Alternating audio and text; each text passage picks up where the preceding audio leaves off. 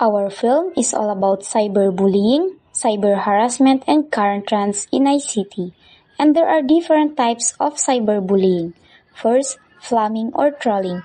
This involves insulting message in social media comments or chat rooms. The next one is harassment. This is repeated sending of cruel messages. This can happen direct messages, text messages, or on public forums. And also, denigration. This involves spreading rumors, gossip, or false information about a person online. And impersonation or masquerading. This is when a bully creates a fake online identity or takes over a victim account to post damaging or embarrassing content. Outing or doxing. This involves sharing a person's private, sensitive, or embarrassing information without their consent. Trickery, dog form of cyberbullying where perpetrator gains the victim trust to get them to reveal secrets or embarrassing information. Once the information is obtained, the bully then share it publicly. Exclusion. This is the intentional and deliberate act of leaving someone out of an online group chat or game. This can be a form of social isolation that can be very painful for the victim. Cyberstalking. This is more severe and dangerous form of harassment that involves using technology to rapidly and abusively monitor, threaten, or harass a person. This can escalate to physical threats and is often considered a criminal offense. Sex relation. This is a serious type of harassment where a person is coerced into sending implicit image or engaging in sexual act under the threat that their private photos or videos will be shared with others. Revenge porn. This is the act of sharing sexually implicit photos or videos of a person without their consent. It is often done by an ex-partner with the intent of humiliate or harm the victim.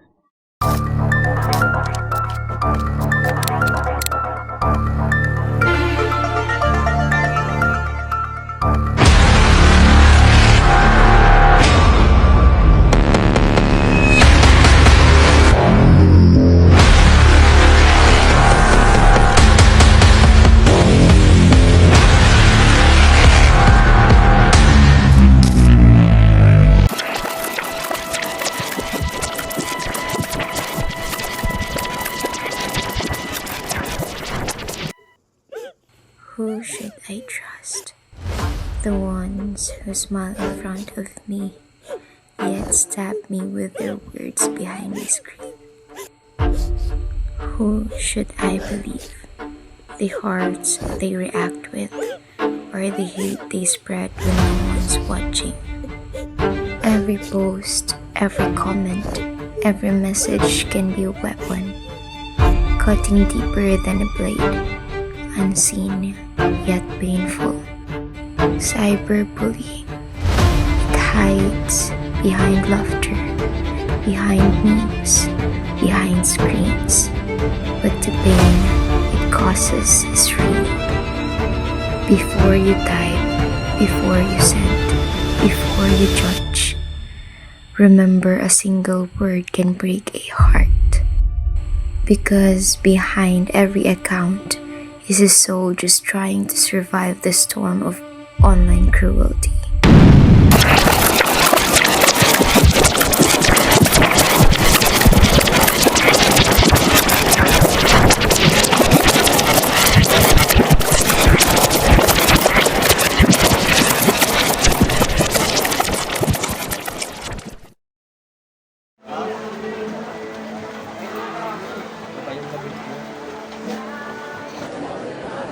Uy, Sai, tignan mo to, pinicturean ko sila kahapon habang kumakain mo dito. Labi ka, Marco. Pero baka masaktan siya doon, di ba? Oo.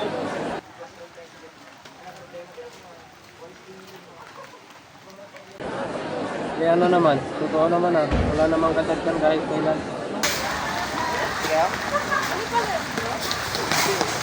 Hey Marco, tama na. Di mo alam pinagdadaanan mo. Drama mo na, hindi.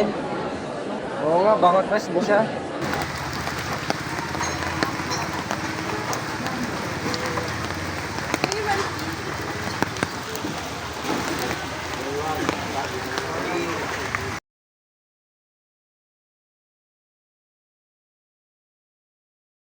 Guys, ano pa ang grade niyo sa foreign language? 2.5 ako doon. Ikaw? 2.75. Ikaw? 2.5. Ang baba niyo naman ako, uno. Sana pan. Uy, Marco, tigilan mo na yung pagpo-post kay Sheila. Tignan mo, pinag-uusapan na siya ng ibang section. Eh ano naman ngayon, famous naman siya. Dapat magpasalamat pa siya. Anong famous ka dyan? Alam mo bang di na siya lumalabas sa board niya dahil sa kagawan mo? Oo nga, nakita ko yung landlady niya kanina. Sinabi, ilang araw na lang siya hindi kumakain. Grabe naman kayo sa akin. Biro lang yun. Anong biro ka dyan? Sana alam mo yung pakiramdam na pinagtatawanan. Wala kayong kwentang kaibigan.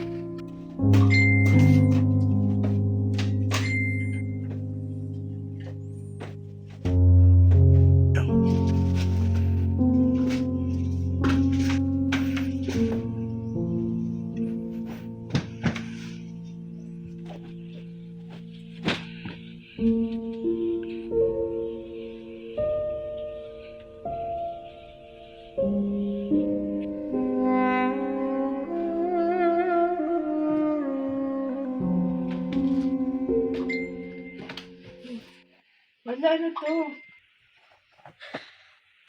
Ang pangit mo, bakit ka pa nabuhay?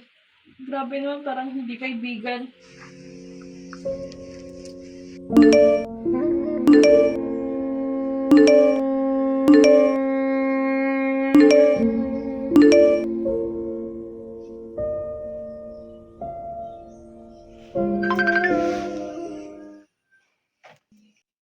Hello, Nay?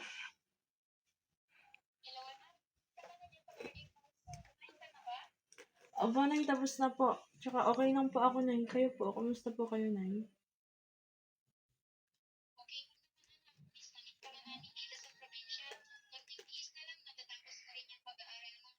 Opo, Nay. Miss ko na rin kayo, Nay. Ingat din po kayo dyan, Nay.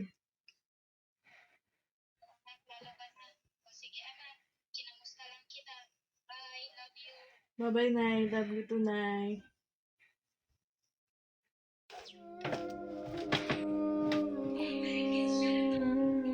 Kung alam mo lang na hindi talaga ako okay.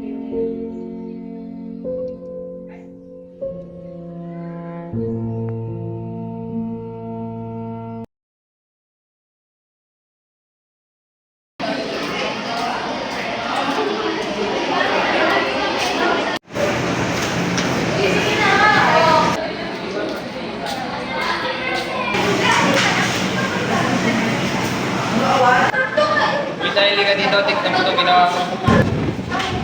Ano yun? Uy, grabe na yan. Hindi ba ito magaya sa ginawa mo? Grabe na kasi yung ginawa mo nakaraan. Hindi yan. Bak naman yun eh. Hindi ko wala ko. Wala na lang ako.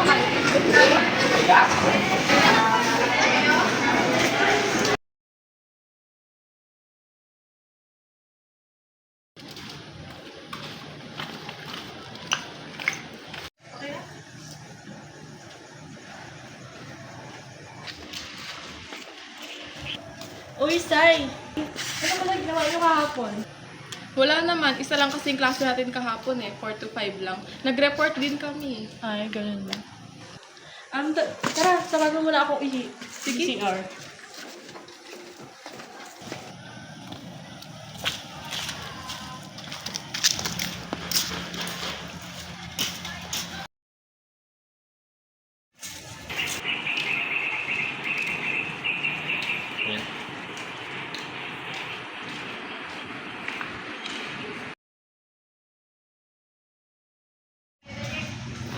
Uy, Sai, nasa yung module dessert. Baka pwede pasend ako. Oo, meron. Bluetooth ko na lang. Sige.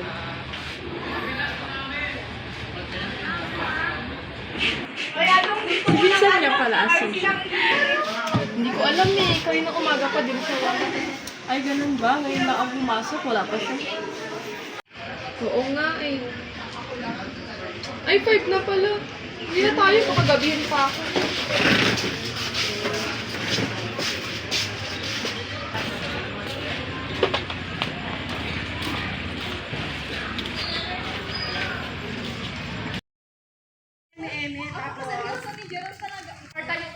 Ay, gawa nga ako ng account ng Sheila. Total alam ko naman yung mga details.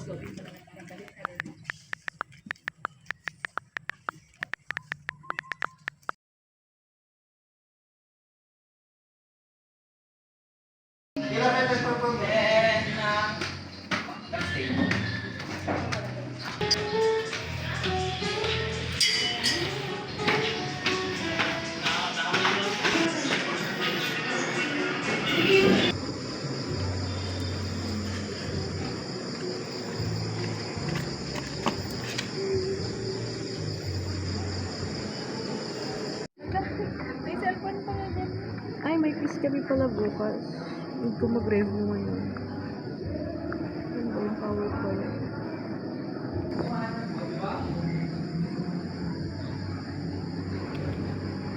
Region 7, known as the Central Visayas, is located in the central parts of Philippines. It's composed of 4 provinces, which is Cebu, Bohol, and Negros Oriental, and Siquijor. This region is rich in culture, history, and natural wonders.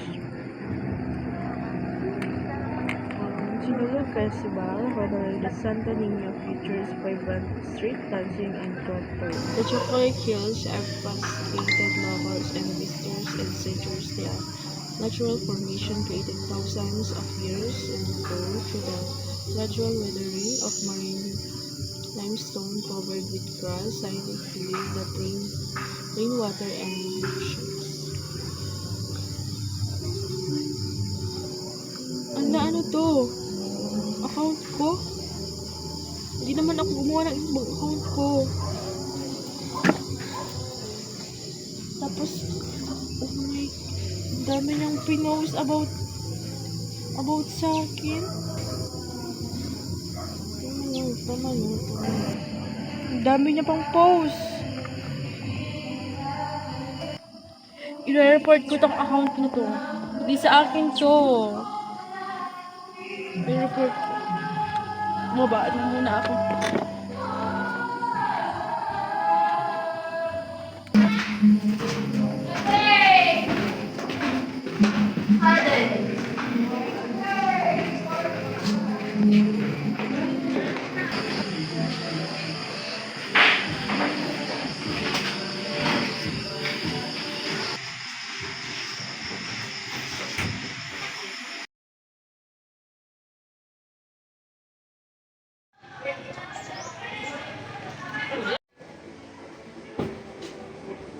Hala, may bagong GC.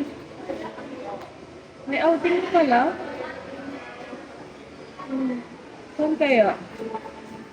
Sa Boracay. Bago sa pumunta dun sa Boracay. Kailan kaya? Mag-check niya ako.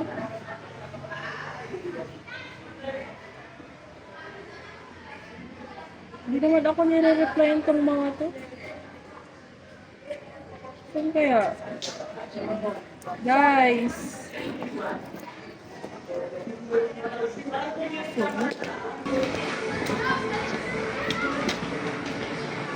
Ano be?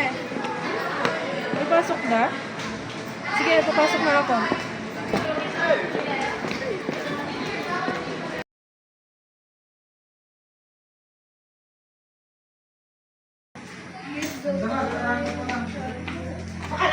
bigat, men. Yan ang answer na. Ay, baka essay na rin. What is the construct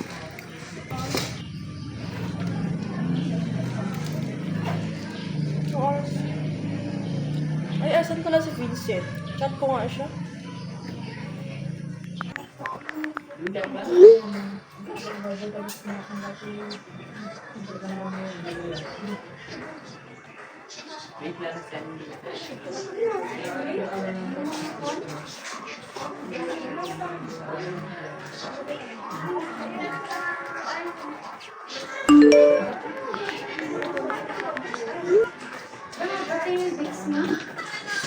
Sino to? May picture pa ako sa kanya. Saan ito nakuha?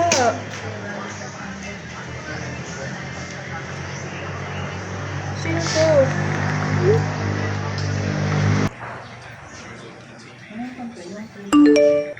Ha? Anong video? May video ako?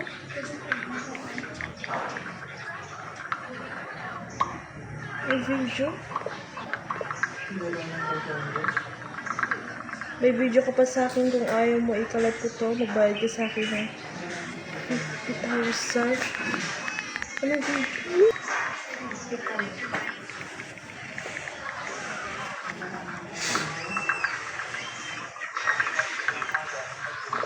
Meron kung ayaw mo ikalat ko to.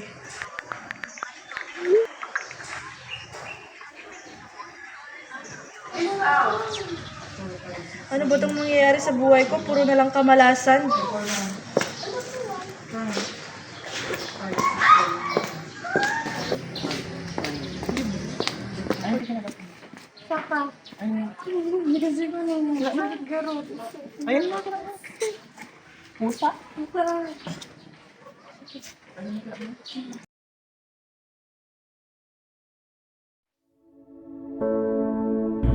Have you ever thought about what your words can do?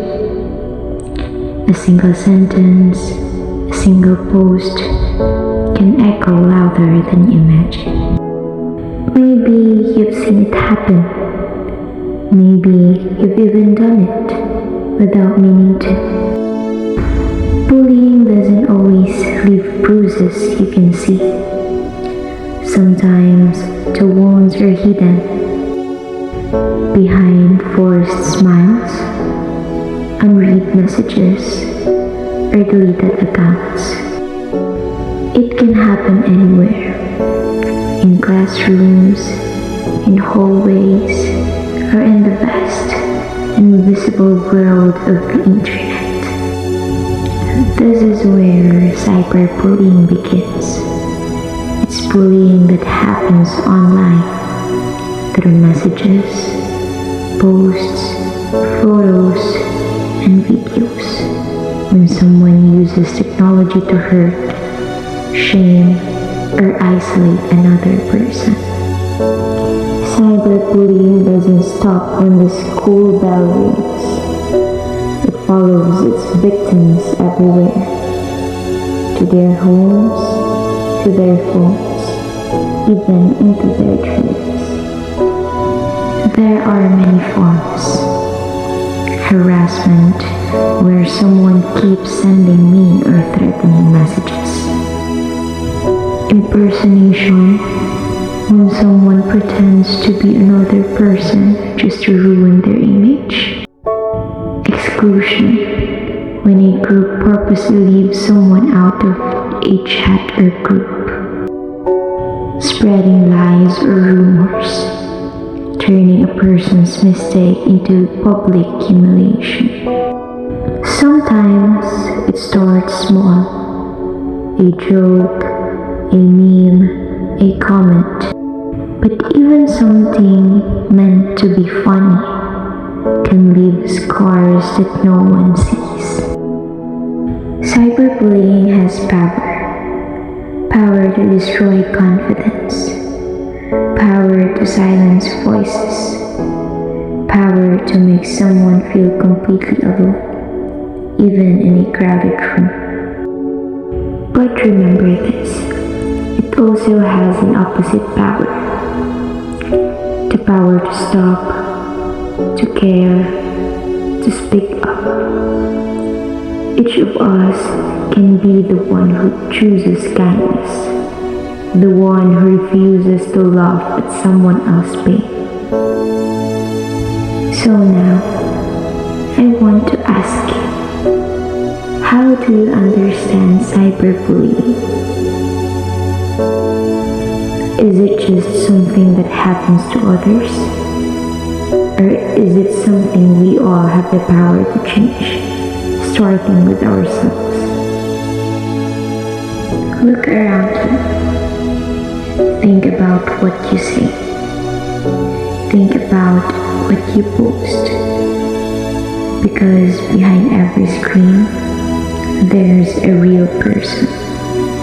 Someone who feels. Someone who matters. The truth is, the end of bullying doesn't start with rules or punishments.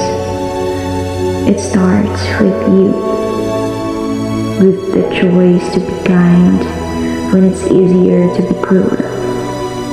With the courage to stand up when it's easier to stay silent.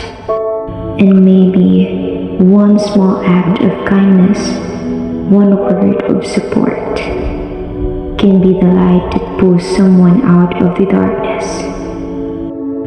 Because in the end, the world doesn't change through hate or fear. It changes when we choose compassion, when we choose understanding, when we choose to be better together.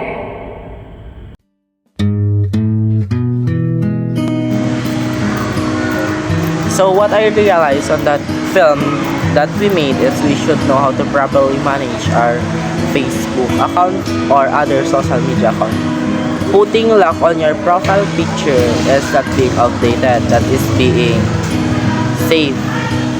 Other people say we should think before you click, and that is right because if you posted some pictures or video, they can use it against you, or they can create a similar Facebook account like yours, and they can use it to harm others. So as a student, we should know how to properly manage our Facebook accounts and browse safe on social media platforms. That's all.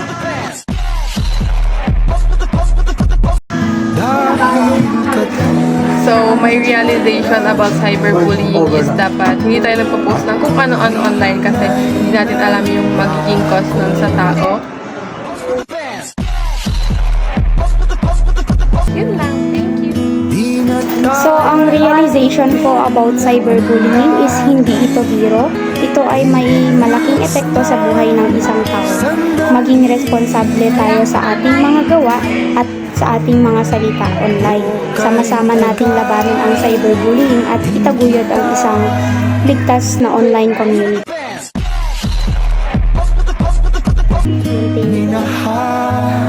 So what I realized on the film that we make is that wag natin gamitin yung social media platform para sa mga kalokohan natin or sa mga jokes natin because may mga tao tayong masasaktan and it can also lead to death ng isang tao kasi sa depression na mararamdaman niya base sa mga natin, sa action natin kung gaano siya kalala. So, yeah, wag natin gamitin yung social media platform para sa mga jokes natin. So, be mindful sa mga actions natin, especially sa mga post natin.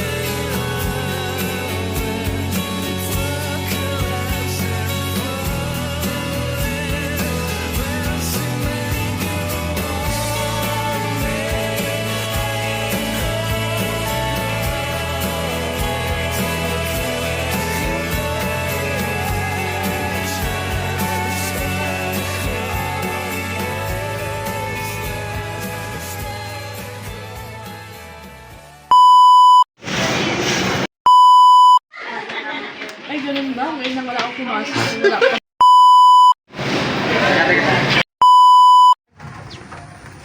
Anong famous? Wala kayong kantang kaibigan? Ulit. Ito. Naku, hindi ba yan eh? Nahiya mo